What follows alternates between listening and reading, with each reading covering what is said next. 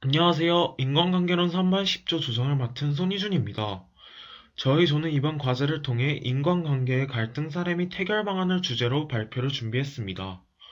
살아가면서 우리는 다양한 사람들과 관계를 맺으며 갈등을 피할 수 없지만 이를 어떻게 이해하고 해결하느냐에 따라 관계의 깊이가 달라질 수 있습니다. 저희는 이번 발표를 통해 여러 인간관계 속에서 발생한 갈등 사례를 분석하고 각 이론을 적용하여 해결 방안을 모색해 보았습니다. 발표는 다음과 같은 순서로 진행하겠습니다. 그럼 지금부터 차례대로 각 갈등 사례와 해결 방안에 대해 자세히 발표드리겠습니다. 안녕하세요. 저는 사회교환 이론에 대해 발표할 주시연입니다. 우선 사회교환 이론이란 인간이 대인관계를 통해 서로의 욕구를 충족시키고자 하며 공평한 교환을 추구한다는 이론입니다. 제가 이야기할 갈등의 대상은 친구이고, 저는 고등학생 시절에 이 갈등을 겪었습니다. 갈등 내용은 생일 선물에 대한 갈등입니다. 이 주제를 선택한 이유는 선물이 단순한 물건을 넘어 사람의 마음과 관계의 균형을 나타낼 수 있다는 생각이 들었고, 선물의 금액 차이가 갈등을 불러일으킬 수 있다는 것을 알게 된 사례이기 때문입니다.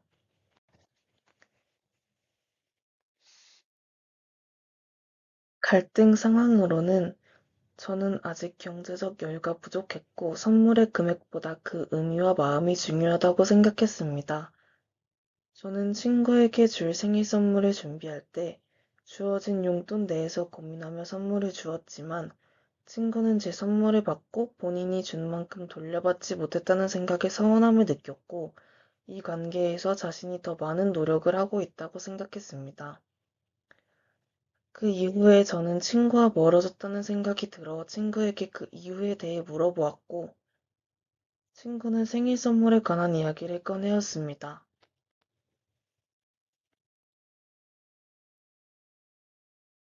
갈등의 진행 단계는 2단계 갈등의 악화입니다.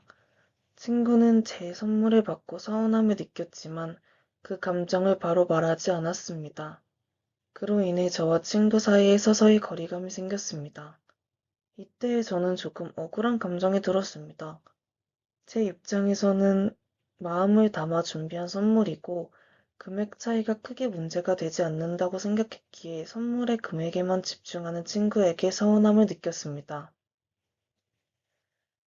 대처가 미흡했던 점으로는 갈등을 해결하는 과정에서 저희는 서로의 입장을 충분히 이해하지 못했던 것입니다. 두 사람 모두 서운한 감정을 쌓아두고 그 감정을 바로 표현하지 않았기 때문에 갈등이 더 커졌던 것 같습니다.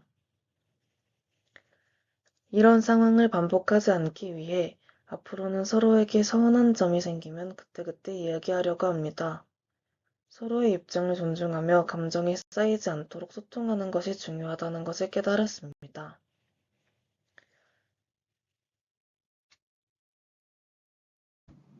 역할 이론에 관련된 인간관계 갈등 사례에 대해 발표할 김진원입니다. 저는 고등학교 시절 부모님과 갈등을 겪었던 경험을 얘기해보고자 합니다. 제가 이러한 갈등을 겪게 된 이유는 부모님이 저에게 기대한 학생으로서의 역할에 대한 기대 수준과 제가 생각한 학생으로서의 역할에 대한 기대 수준이 서로 달랐기 때문입니다. 갈등 내용은 학업에 대한 갈등입니다. 저는 그 전까지 공부를 하다가 이제 막 쉬고 있었는데 부모님이 제가 쉬는 모습을 보시더니 공부를 더 하라고 하셨습니다. 이때 저는 지금까지 공부하고 쉬고 있는 거다 라고 하였지만 부모님께서는 학생이 더 공부해야지 라고 하셔서 서로의 의견 충돌로 인해 갈등이 발생하였습니다.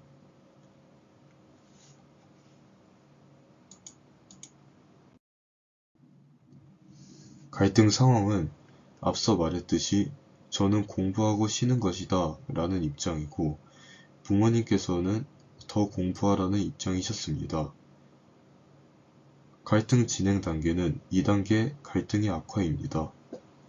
부모님과 저 모두 상대방이 왜 그렇게 생각했는지 이해를 못하고 서로의 입장을 굽히지 않았지만 추후에 대화를 통해 서로의 입장을 자세히 말하고 타협을 하여 해결하였습니다.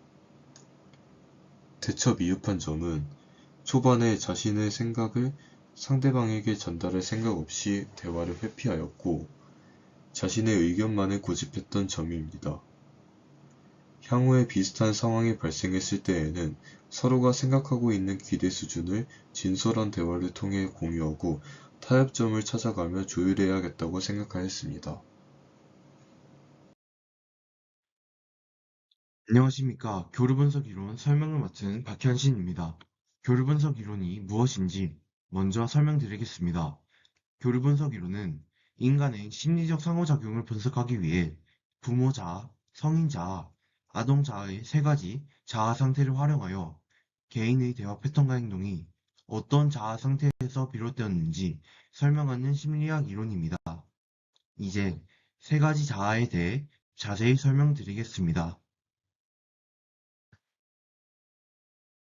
첫 번째, 부모 자아는 사회교범을 따라 아이의 행동을 금지하거나 비판하는 자아이고, 아이의 행동을 용서해주고 돌봐주는 부모의 측면도 부모 자아에 해당됩니다. 두 번째, 성인 자아는 정보를 바탕으로 논리적이고 이성적으로 객관적인 판단을 하고 빠르게 현실 파악을 하는 자아입니다. 마지막 아동 자아는 천진함과 자유로움 그리고 순종과 수동성을 특징으로 하는 자아입니다. 이러한 세 가지 자아의 상호작용을 분석하는 것이 교류분석 이론입니다. 다음으로는 제가 겪은 갈등 사례를 소개하겠습니다. 갈등 대상은 학교 반 친구와 선생님 사이의 갈등입니다. 수업 시간 도중 한 친구가 옆자리 친구와 함께 떠들었습니다. 그러자 선생님께서 학생을 불러 떠들지 말라고 경고하였습니다. 학생은 선생님께 반항하여 갈등이 생겼습니다. 이로 인해 수업이 중단되고 다른 학생들도 수업을 듣지 못하는 피해를 받았습니다. 이러한 갈등이 발생한 이유는 떠든 친구의 자유로운 아동 자아가 성인 자아보다 지배적으로 작용했기 때문에 이러한 갈등이 발생하였습니다. 앞서 소개드린 갈등 상황에 대한 대처와 향후 해결 방안을 소개하겠습니다. 갈등 상황에서 미흡했던 대처는 선생님이 문제 학생을 수업 시간 이외의 시간에 따로 불러 갈등을 해결했어야 했다고 생각이 들고, 갈등 상황에 대한 향후 해결 방안은 학생 행동에 대한 처벌과 가정과 학교에서의 교육을 통해 학생이 선생님의 말을 따르도록 하는 것이라고 생각합니다. 지금까지 교류분석 이론 설명을 맡은 박현신이었습니다. 감사합니다. 소통 이론에 대해 발표하게 된 안유민입니다.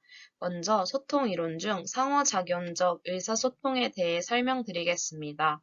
상호작용적 의사소통이란 성신자와 수신자가 동등한 관계에서 서로 메시지를 교환하는 과정입니다.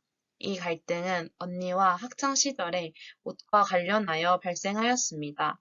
갈등 상황은 의사소통이 원활하지 않은 상태에서 옷을 빌려가 갈등하였습니다.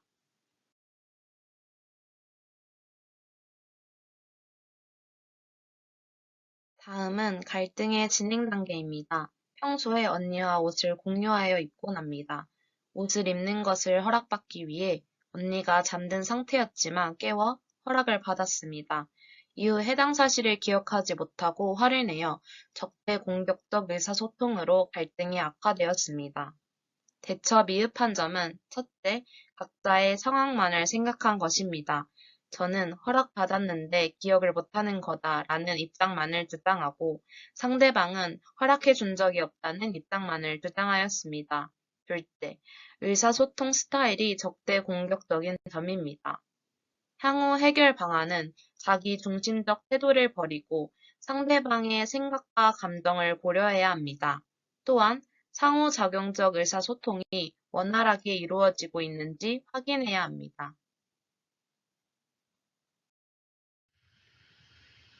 안녕하세요. 저는 인상형성 이론에 대하여 발표할 김은교입니다.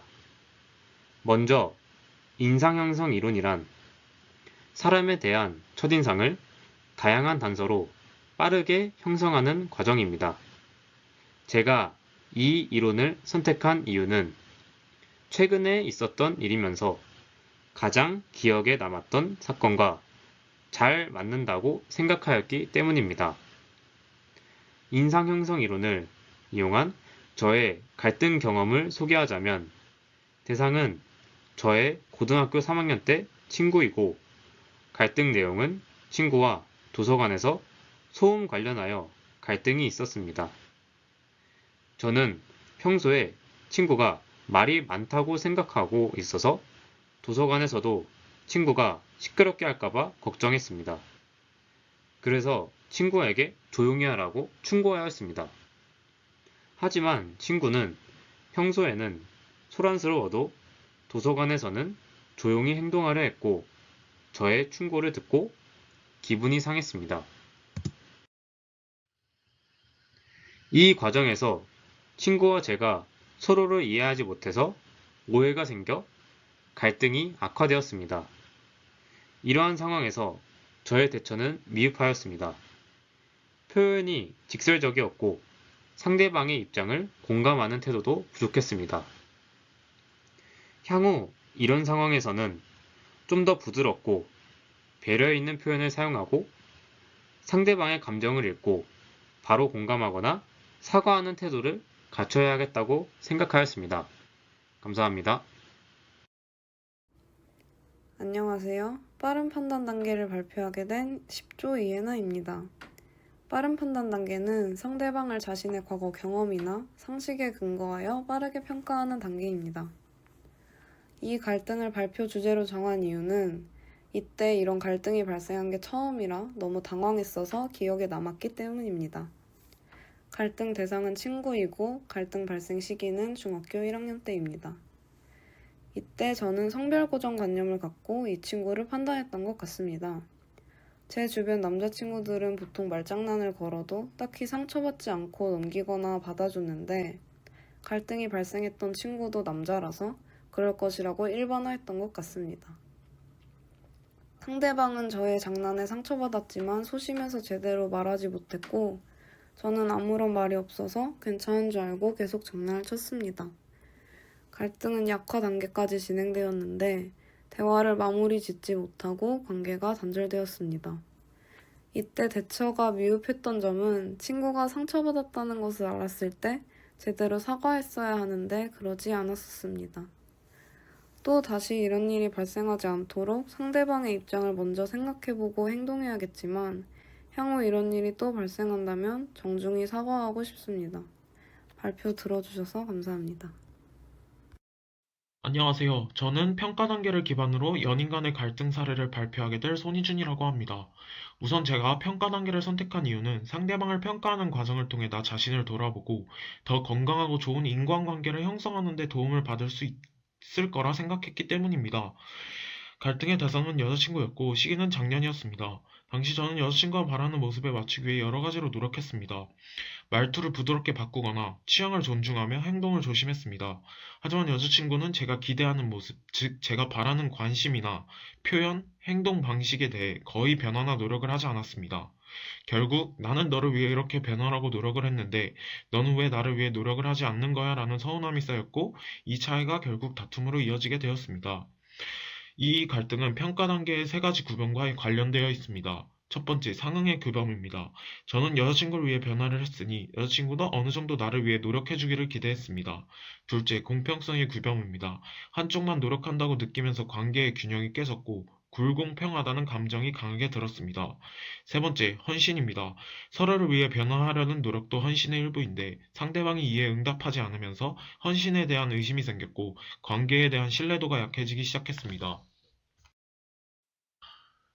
다음으로 갈등의 진행 단계입니다. 저희는 결국 주변 사람들을 끌어들여 편을 나누고 갈등 상황이 쉽게 해결되지 않는 3단계인 갈등의 확대 단계까지 이어지게 되었습니다. 이러한 갈등 상황에서 제가 대처가 미흡했던 점은 서로의 다름을 인정하지 않고 연인에게 바라는 기대치를 내 기준에서만 적용하였던 것 같습니다. 앞으로 이런 갈등 상황에 있어서 해결 방안으론 평가 단계에서 상대방을 그대로 보기보단 기대에 맞추어 판단하거나 비교할 때 갈등이 생기곤 하는 것 같습니다. 서로의 관계가 깊어지고 그 관계를 유지하고 싶다면 왜 나랑 다르지가 아닌 아하, 너는 그렇게 생각하는구나와 같이 다름은 틀림이 아님을 생각해야 하고 내 기준이 아닌 상대의 성향을 고려하고 표현 방식의 차이를 이해하려는 노력을 해야 한다고 생각합니다. 이제 각 조원들이 소감을 발표하겠습니다. 이번 활동은 갈등 상황을 이론적으로 분석하고 해결 방안을 고민해보는 좋은 기회가 되었습니다. 다른 조원들의 갈등 사례를 들으며 다양한 관점에서 인간관계의 복잡함을 실감할 수 있었고, 각자의 갈등을 해결해 나가는 과정에서 우리가 얻은 깨달음을 함께 나눌 수 있어 뜻깊은 시간이었던 것 같습니다. 저는 이번 활동을 통해 제가 아직 갈등을 대처하는 방식이 서투르다는 것을 알게 되었고, 이 활동을 통해 왜 갈등이 발생하고 어떤 부분이 미숙하였고, 해결 방안으로는 어떤 것이 있는지 생각해 보았기 때문에 앞으로 비슷한 갈등을 겪게 되었을 때에는 보다 건강하고 성숙한 방식을 통해 해결할 수 있을 것 같다는 생각을 하였습니다.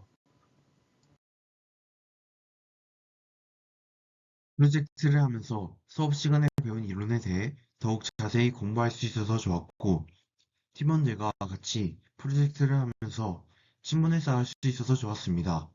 음성 녹화라는 새로운 방식을 해보니 다양한 방식으로 경험을 쌓는 것이 매우 중요하다는 것을 깨닫게 되었습니다. 갈등은 일상생활에서 자주 발생하기에 대처 방법이 중요하다는 것을 알았습니다. 갈등은 각자만의 잘못이 아닌 모두의 잘못이 있기에 모두 노력해야 합니다. 이번 활동을 통해 나를 개방하여 조원들과 빠르게 친해질 수 있었습니다. 이번 활동을 통해 인간관계에서 첫인상이나 선입견에만 의존하는 것이 아니라 상황을 정확히 파악하고 상대방을 이해하려는 노력이 얼마나 중요한지 깨달았습니다. PPT를 제작하며 제가 인간관계를 형성할 때 어떤 부분에서 부족했는지 무엇을 고쳐야 할지를 알게 되었습니다. 앞으로는 상대방의 입장도 생각하며 행동해야겠다고 느꼈습니다. 이번 활동을 통해 좋은 인간관계는 노력과 이해가 서로를 향해야만 유지될 수 있다는 것을 알게 되었고, 좋은 인간관계란 완벽함을 요구하는 것이 아닌 서로의 다름을 인정해주고 기다려주며 함께 성장하는 것임을 깨닫게 되었습니다. 오늘 이 발표가 여러분의 각자의 관계를 한번 돌아보고 더 건강하고 따뜻한 관계를 만들어가는 데 작은 도움이 되었으면 좋겠습니다. 지금까지 인간관계론 3반 10조였습니다. 감사합니다.